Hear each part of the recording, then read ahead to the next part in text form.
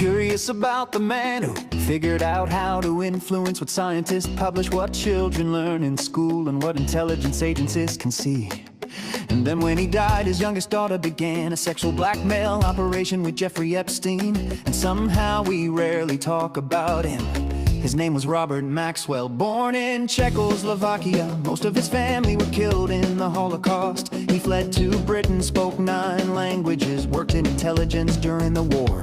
And by age 30, the FBI had opened a file on him related to foreign intelligence concerns, which is an unusual background for someone later known primarily as a publisher. But I'm learning that a lot of publishers have unusual backgrounds. He founded Pergamon Press and pioneered a system where scientists do the research for free, write it up for free, peer review it for free, and then universities pay whatever you charge to access it. He launched 700 journals with profit margins around 40% higher than Apple or Google, essentially selling researchers their own work back to then sold the company to Elsevier for £440 million, and Elsevier is now the largest academic publisher in the world, still operating under that model. Today 5 companies control over half of all scientific research published globally. In 1969, investigators discovered Pergamon's profits were inflated through transactions between Maxwell's own private companies. The British government declared him unfit and removed him from his board, so he borrowed money, bought Pergamon back, and continued because apparently that's an option. He tried to buy the news of the world but was refused. Rupert Murdoch acquired it instead and later built the Sun and Fox News.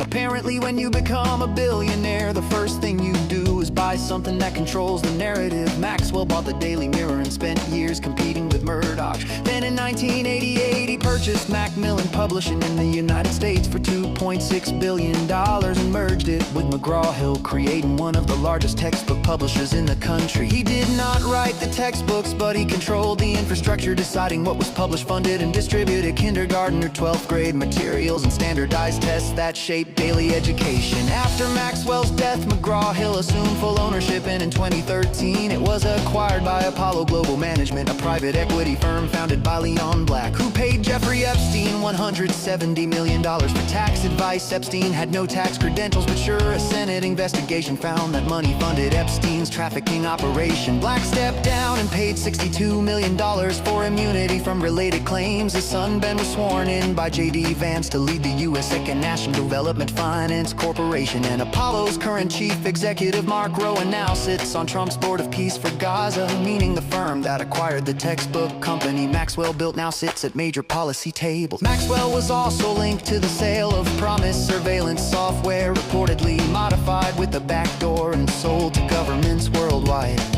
He bought a yacht from the nephew of Adnan Khashoggi, the Saudi arms dealer involved in Iran-Contra, and named it the Lady Ghislaine. In 1989, Donald Trump attended a party on that yacht with Robert and Ghislaine, and Trump's own yacht had been purchased from Khashoggi.